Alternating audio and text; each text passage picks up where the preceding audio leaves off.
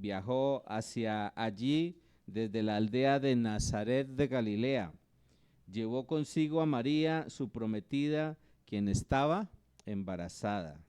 Mientras estaban allí, llegó el momento para que naciera el bebé. María dio a luz a su primer hijo varón. Lo envolvió en tiras de tela y lo acostó en un pesebre porque no había alojamiento disponible para ellos. Esa noche había unos pastores en los campos cercanos que estaban cuidando sus rebaños de ovejas. De repente apareció entre ellos un ángel del Señor y el resplandor de la gloria del Señor los rodeó. Los pastores estaban aterrados, pero el ángel los tranquilizó. No tengan miedo, dijo. Les traigo buenas noticias que darán gran alegría a toda la gente. El Salvador, sí, el Mesías, el Señor, ha nacido hoy en Belén, la ciudad de David, y lo reconocerán por la siguiente señal. Encontrarán a un niño envuelto en tiras de tela, acostado en un pesebre.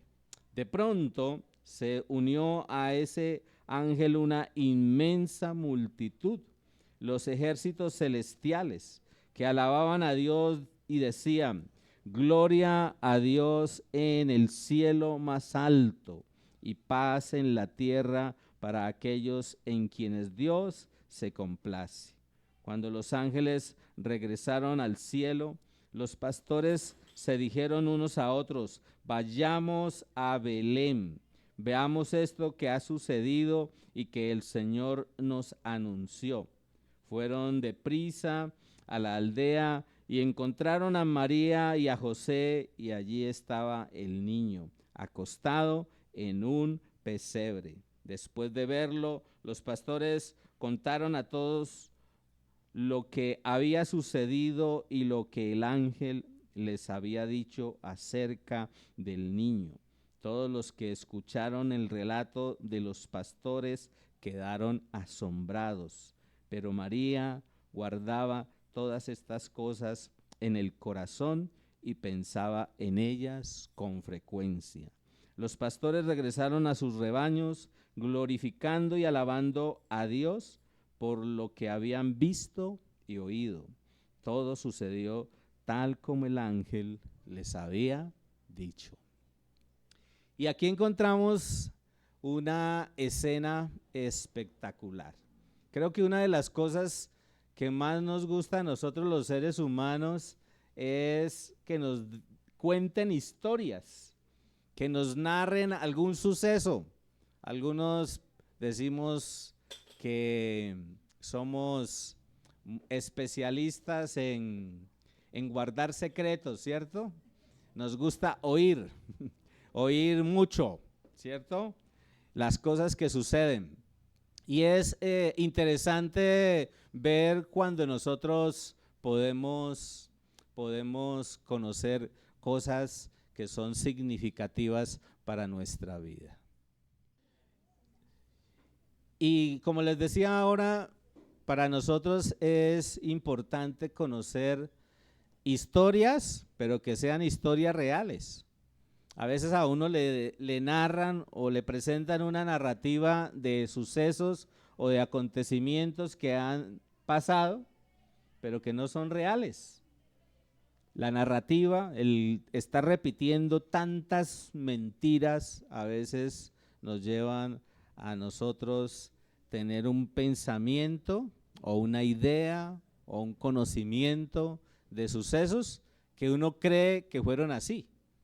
Pero cuando se narran desde una perspectiva real, pues tenemos que darnos cuenta qué es o cómo fue verdaderamente ese suceso o esos sucesos, ¿sí? Y aquí encontramos algo muy significativo para nosotros, ¿sí? Encontramos algo muy significativo para todos nosotros, y es el hecho de una historia muy importante, de una historia muy valiosa para la vida de cada uno de nosotros. Y por eso uno de los aspectos cuando nosotros enseñamos, cuando nosotros predicamos acerca de la palabra de Dios, es el contexto histórico. El contexto histórico es un elemento clave, es un elemento importante.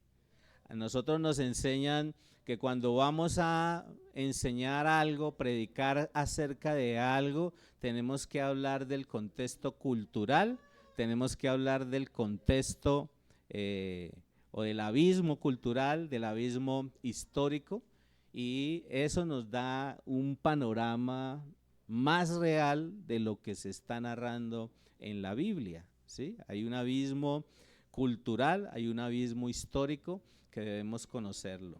Y aquí está sucediendo eso. Lucas es un libro, cuando uno ve la Biblia y estudia la Biblia, Lucas es un libro que nos habla acerca del contexto histórico. Y entonces les decía que este libro es un libro importante para nosotros. ¿Por qué? ¿Por qué razón es un libro importante? Porque es un libro histórico. Una de las particularidades de este evangelio, el evangelio de Lucas, es que es un evangelio que nos narra cosas históricas y que esas cosas históricas pues tienen una veracidad 100%, ¿ok? Y aquí habla de varias cosas, habla del nacimiento de Jesucristo, aquí habla del gobierno del Imperio Romano, estaban inmersos en un sistema político, hay un sistema político que estaba imperando en ese momento, que era el Imperio Romano. Aquí nos habla de la visita de los pastores al lugar donde nació Jesús, eso es lo que está narrando allí en la lectura que hacíamos. Aquí nos está hablando también de la manifestación de esas huestes celestiales que vienen y exaltan, adoran al Señor. Pero nos habla de una particularidad que es importante considerarla. José y María tienen que ir a Jerusalén para poder cumplir los requisitos que les demandaba la ley. Ellos tenían que viajar nuevamente, ¿no? Aquí habla de 2 viajes, ¿no? Fue bastante fuerte esa travesía, porque ellos tuvieron que ir a Belén y luego de Belén tuvieron que viajar a Jerusalén. Y ahí habla de la necesidad de ese viaje, porque ellos tenían que llevar, para poder cumplir la ley que estaba establecida desde el Antiguo Testamento, para poder cumplir esa ley, y era llevar a ese niño varón, llevarlo a los 8 días de nacido y presentarlo allí en el templo. Eso es una particularidad de las costumbres que tenía o que tiene el pueblo de Israel. Mirando otro verso en la carta a los Gálatas, si ustedes me acompañan allí a Gálatas capítulo 4, en el verso 4 y en el verso 5, en esta misma versión dice: sin embargo, cuando se cumplió el tiempo establecido, Gálatas 4, del versículo 4 al 5 dice: sin embargo, cuando se cumplió el tiempo establecido, Dios envió a su Hijo, nacido de una mujer y sujeto a la ley. Dios lo envió para que comprara la libertad de los que éramos esclavos de la ley, a fin de poder adoptarnos como sus propios hijos. Y es importante esto, pero también significativo para nosotros entender que todo lo que Dios plantea se cumple, todo lo que Dios determina desde el pasado se cumple en el futuro inmediato en el que Él ha determinado que las cosas se cumplan. La vez pasada, hace 8 días, hablábamos acerca del cumplimiento profético. Hablábamos de que en Isaías 700, 800 años, casi 800 años antes de que se cumpliera, Dios definió que iba a hacerse hombre en la persona de Jesucristo, y 800 años después se cumplió exactamente como había definido. ¿Eso qué nos enseña a nosotros los cristianos? Que lo que Dios determina se hace, que lo que Dios dice se cumple. Y si lo que Dios determina se hace y lo que Dios dice se cumple, ¿qué es lo que debemos hacer nosotros? Pues sujetarnos a Él y a su voluntad. Y no podemos ir en contra de la voluntad del Señor, porque Dios determina algo y lo que Dios determina, Dios lo cumple. Pero aquí en Lucas capítulo 2, que es el pasaje central que estamos mirando, leyendo y analizando, encontramos todas estas particularidades. Hablaba ahorita del nacimiento de Jesucristo, de cómo ellos estaban, todo este pueblo, el pueblo de Israel, estaba gobernado por el Imperio Romano.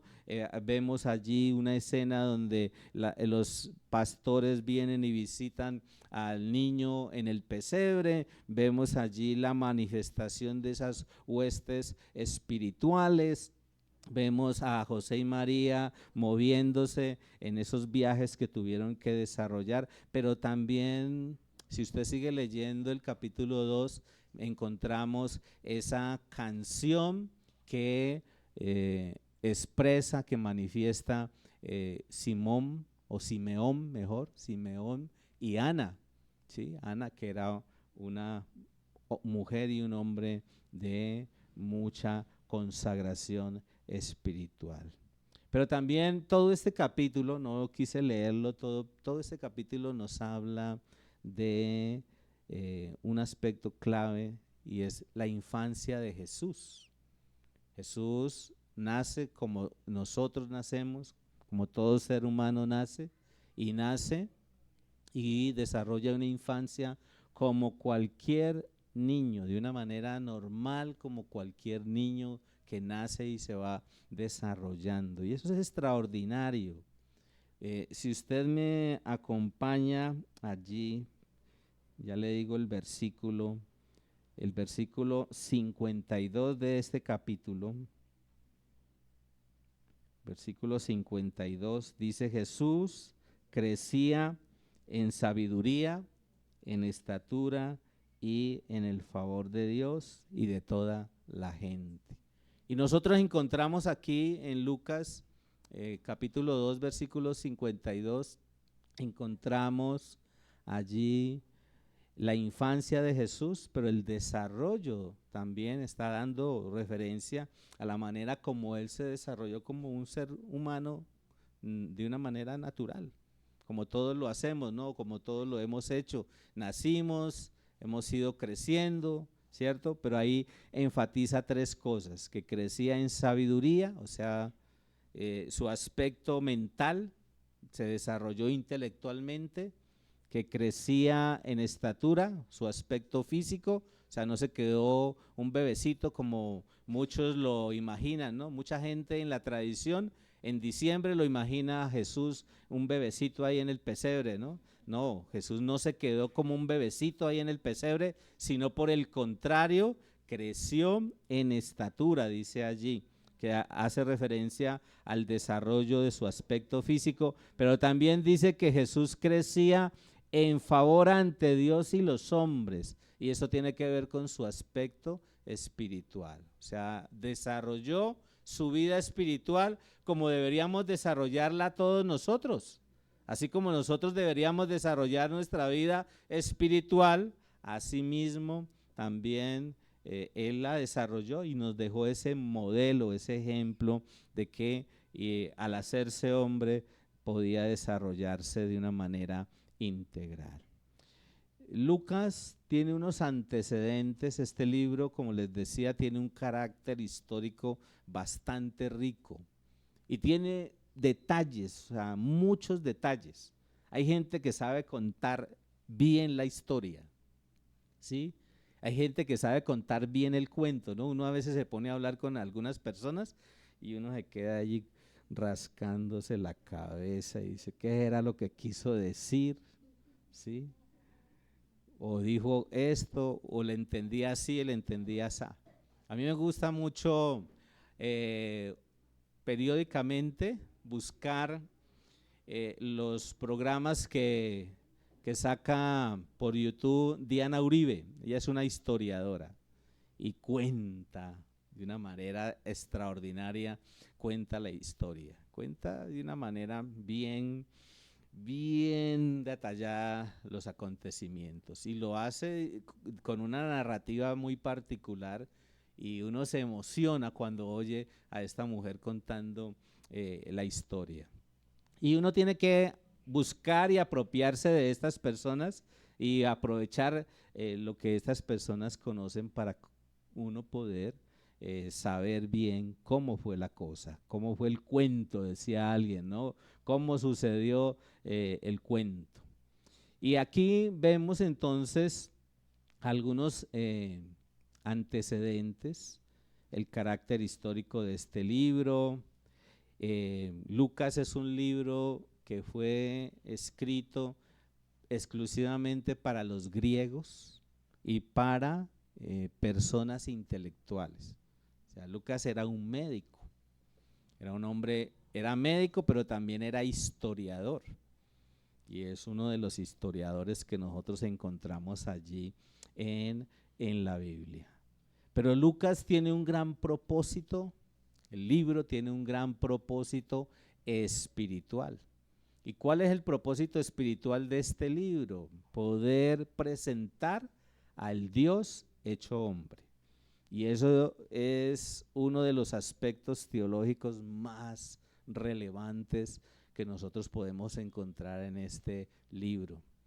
Entender que aquí hay un énfasis respecto a la manera como Dios, siendo Dios eterno, un Dios poderoso, un Dios extraordinario, un Dios grande, como ese Dios tomó la decisión de hacerse un ser humano, como usted y como yo.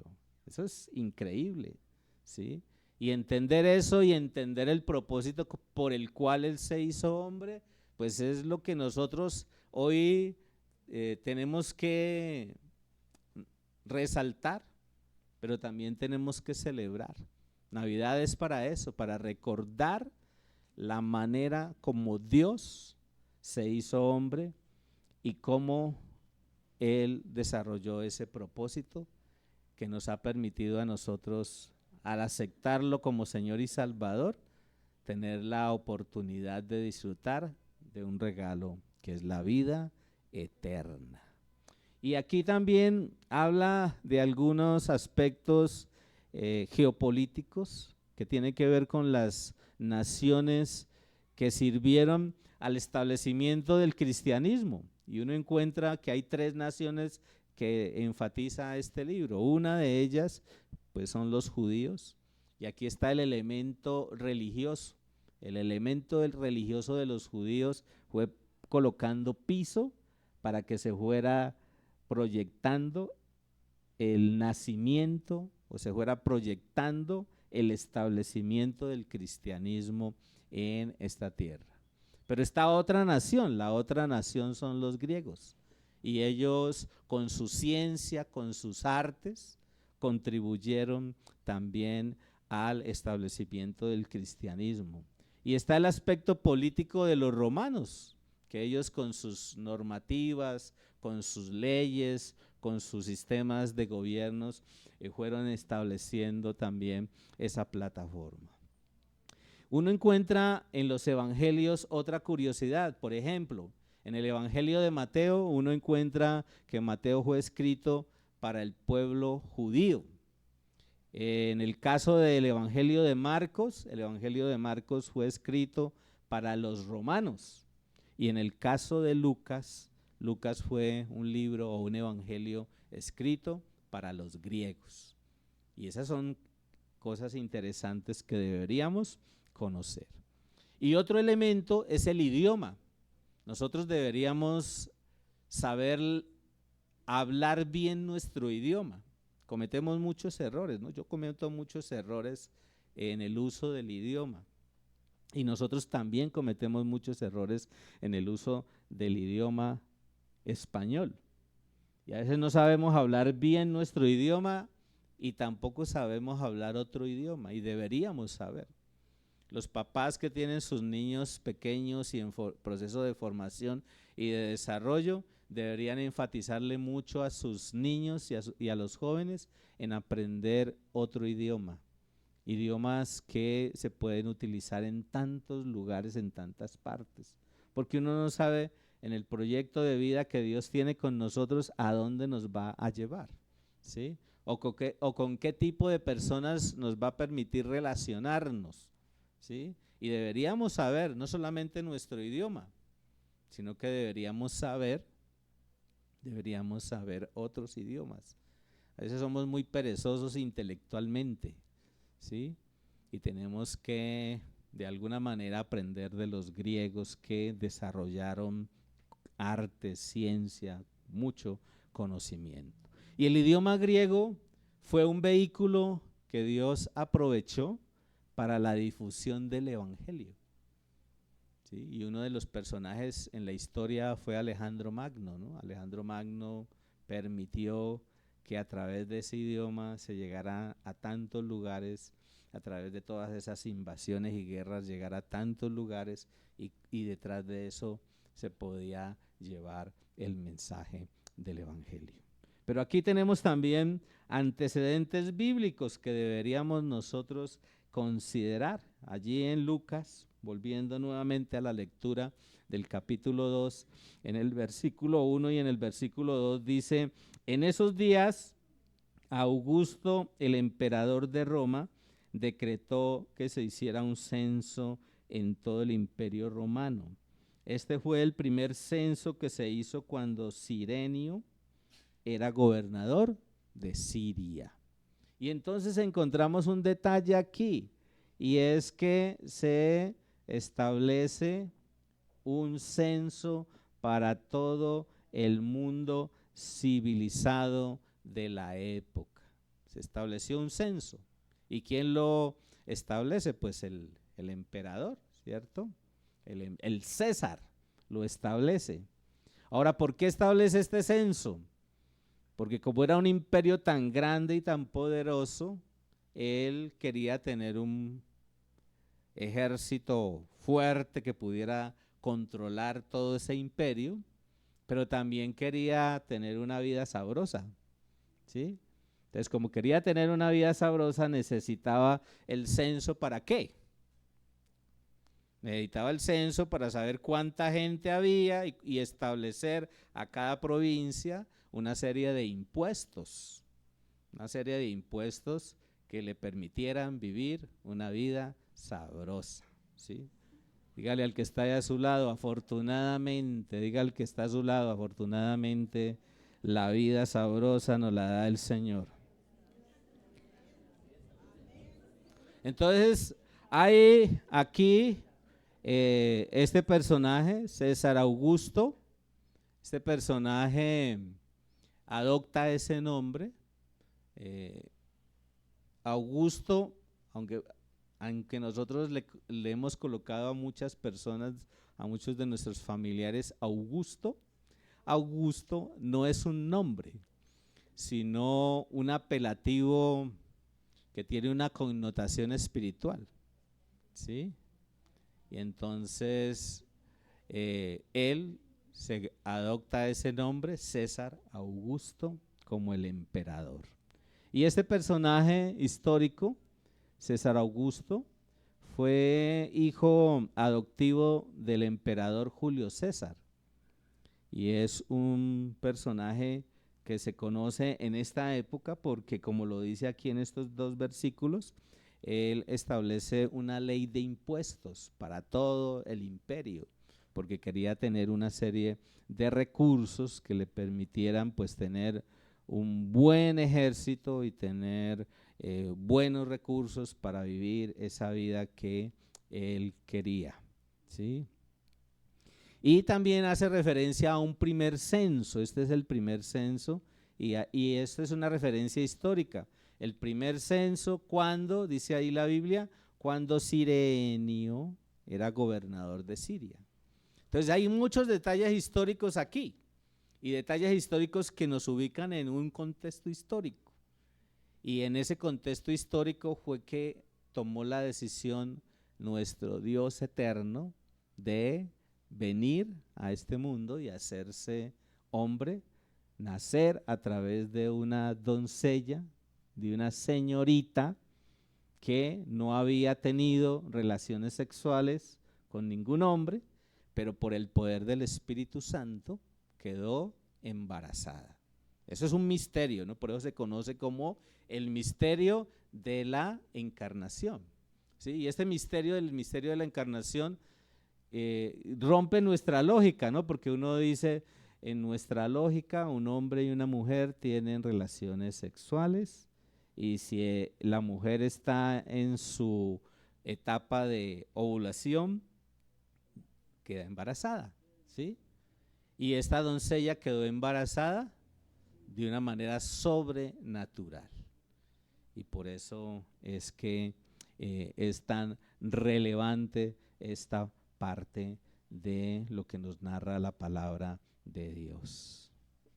Ahora, eso rompe una cantidad de paradigmas, pero sobre todo enfatiza lo que Dios mismo ha establecido, que para poder nacer un ser humano se necesita de la intervención de un hombre y de una mujer, se necesita de que un hombre y una mujer tengan relaciones sexuales, la mujer quede embarazada y a través de ese proceso de gestación nazca otro ser humano. No hay otra, ¿no? ¿Cierto? No hay otra. Aunque hoy nos están vendiendo esa idea, ¿no? Hoy nos están vendiendo esa idea que hombre con hombre, mujer con mujer, ¿sí? Y por eso ponen esos memes, ¿no? Un hombre con otro hombre, una mujer con otra mujer, los ponen en una isla desierta y al cabo de varios años van y encuentran son los huesos. Pero luego ponen otro meme allí de un hombre y una mujer y al cabo de unos años vuelven y encuentran familias. La lógica natural del proceso natural de la gestación que Dios estableció en su palabra. Por eso dice la Biblia que Dios creó al hombre y a la mujer, ¿cierto? Al hombre y a la mujer. Y por mucho que quieran vendernos esa idea equivocada, por mucho que quieran destruir la familia, nosotros tenemos que defender esa verdad. Y no podemos creernos ese cuento. Esa no es una buena historia, o esa es una historia mal contada, o contada de una manera equivocada, ¿sí? Y que no la podemos aceptar. Así nos la diga el profesor X, Y o Z, o nos la diga X o Y persona. Aún, por ejemplo, los científicos no han podido establecer argumentos que defiendan esas ideologías que se han establecido, ¿sí?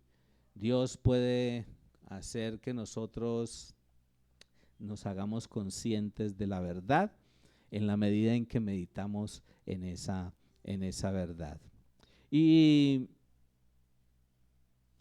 lo que nos dice aquí la palabra de Dios es que José y María viajaron de Nazaret en Galilea a Belén en Judea. Ese fue el primer viaje que ellos tuvieron que hacer.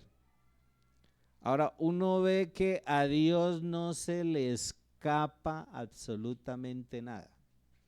César Augusto, ¿qué estaba organizando?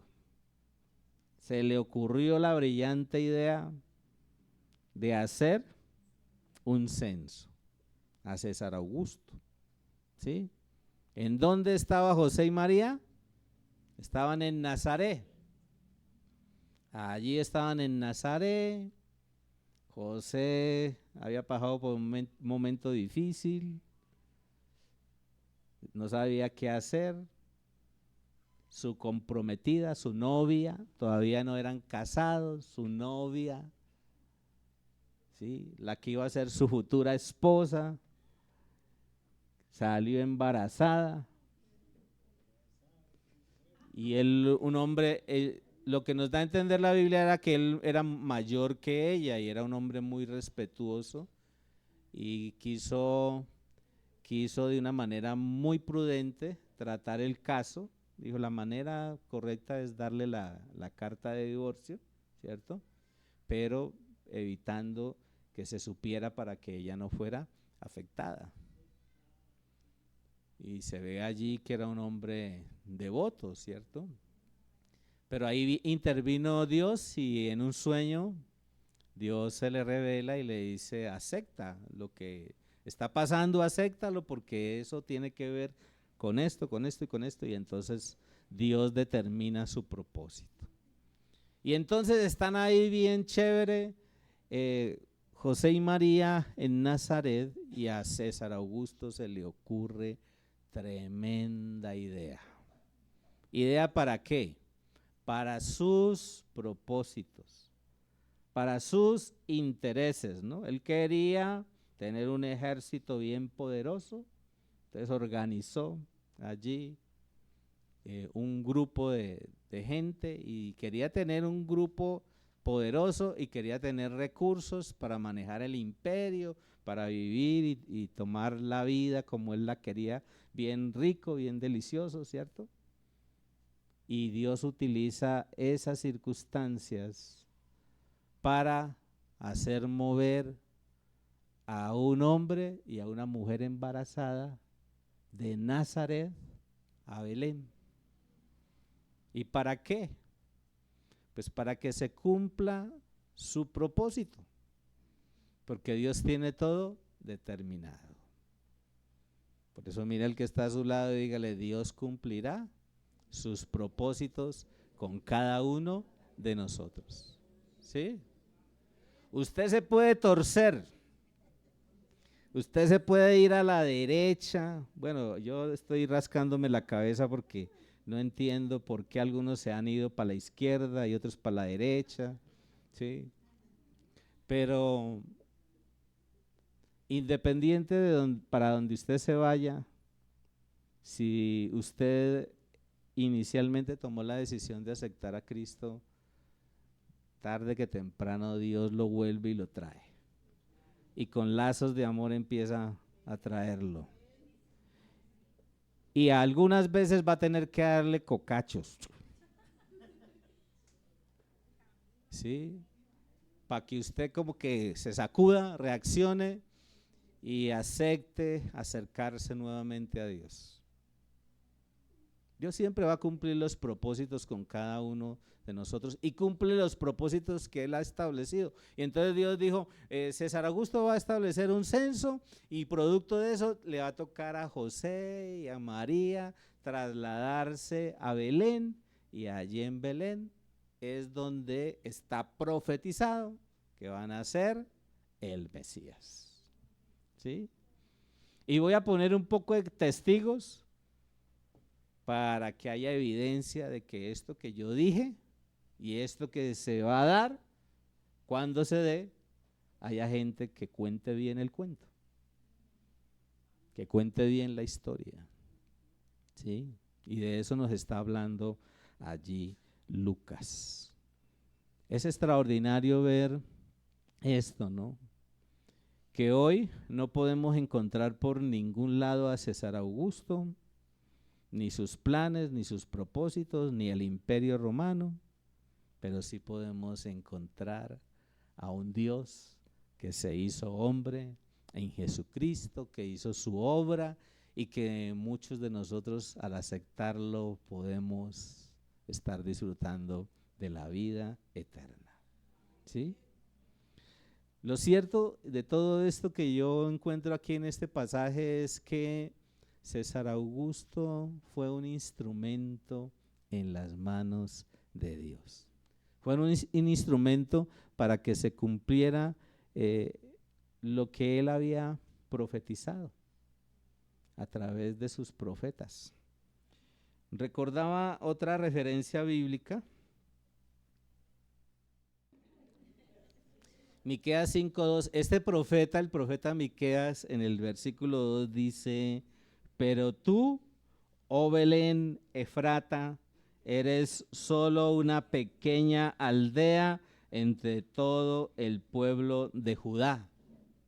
No obstante, en mi nombre saldrá de ti un gobernante para Israel, cuyos orígenes vienen desde la eternidad. Increíble, ¿cierto? 800 años antes de Jesucristo. Este profeta, el profeta Miqueas, está diciendo: de este pueblito, de esta aldea tan insignificante y tan pequeñita, en Miqueas capítulo 5, versículo 2, de allí saldrá ese gobernante para Israel. ¿Sí? Un gobernante cuyos orígenes vienen desde la eternidad. Y a mí me parece tan extraordinario cómo Dios nos está mostrando a través de su revelación, nos está mostrando toda la historia de su plan de salvación. Y si usted se devuelve nuevamente allí a Lucas capítulo 2, a partir del versículo 8, sigamos leyendo para ir cerrando aquí.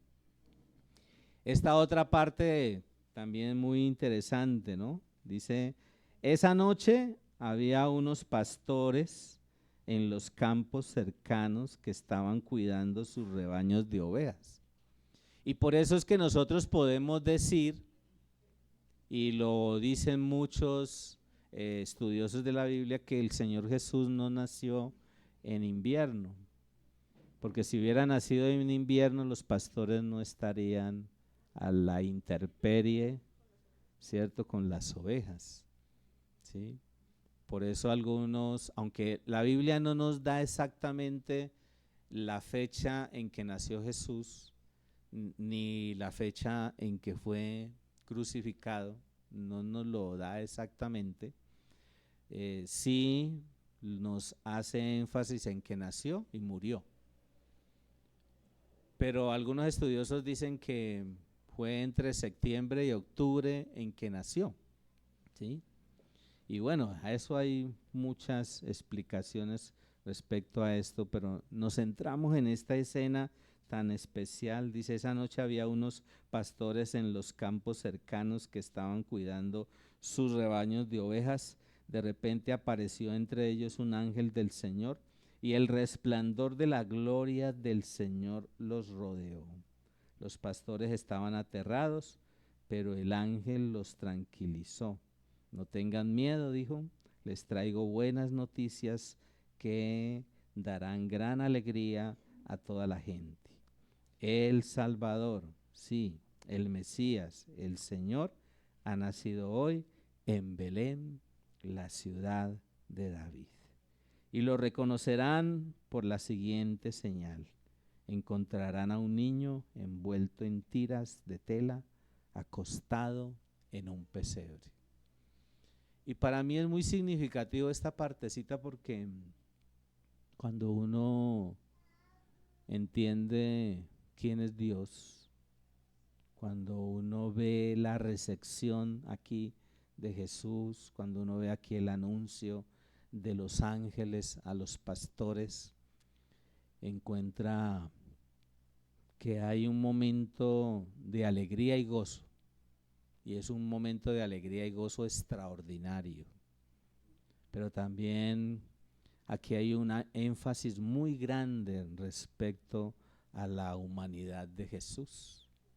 Dios, siendo Dios, se hace hombre y se le ve allí en esa humildad, depositado en un pesebre como cuna, y María lo había envuelto en pañales.